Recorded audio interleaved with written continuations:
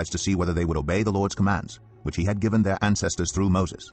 The Israelites lived among the Canaanites, Hittites, Amorites, Perizzites, Hivites, and Jebusites. They took their daughters in marriage, and gave their own daughters to their sons, and served their gods. The Israelites did evil in the eyes of the Lord. They forgot the Lord their God, and served the Baals and the Asherahs. The anger of the Lord burned against Israel, so that he sold them into the hands of Cushan-Rishathaim, king of Aram Naharaim, to whom the Israelites were subject for 8 years. But when they cried out to the Lord, he raised up for them a deliverer, Othniel, son of Kenaz, Caleb's younger brother, who saved them.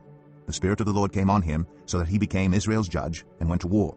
The Lord gave Cushan-Rishathaim, king of Aram, into the hands of Othniel, who overpowered him. So the land had peace for 40 years, until Othniel, son of Kenaz, died. Again the Israelites did evil in the eyes of the Lord. And because they did this evil, the Lord gave Eglon, king of Moab, power over Israel, getting the Ammonites and Amalekites to join him. Eglon came and attacked Israel, and they took possession of the city of palms. The Israelites were subject to Eglon, king of Moab, for 18 years. Again the Israelites cried out to the Lord, and he gave them a deliverer, Ehud, a left-handed man, the son of Gera the Benjamite. The Israelites sent him with tribute to Eglon, king of Moab. Now Ehud had made a double-edged sword about a cubit long, which he strapped to his right thigh under his clothing. He presented the tribute to Eglon, king of Moab, who was a very fat man. After Ehud had presented the tribute, he sent on their way those who had carried it. But on reaching the stone images near Gilgal, he himself went back to Eglon and said, "Your Majesty, I have a secret message for you." The king said to his attendants, "Leave us," and they all left. Ehud then approached him while he was sitting alone in the upper room of his palace and said, "I have a message from God for you."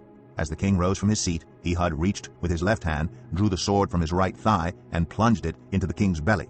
Even the handle sank in after the blade, and his bowels discharged. Ehud did not pull the sword out, and the fat closed in over it. Then Ehud went out to the porch. He shut the doors of the upper room behind him and locked them. After he had gone, the servants came and found the doors of the upper room locked. They said, "He must be relieving himself in the inner room of the palace." They waited to the point of embarrassment, but when he did not open the doors of the room, they took a key and unlocked them. There they saw their lord fallen to the floor, dead. While they waited, Ehud got away. He passed by the stone images and escaped to Sirah.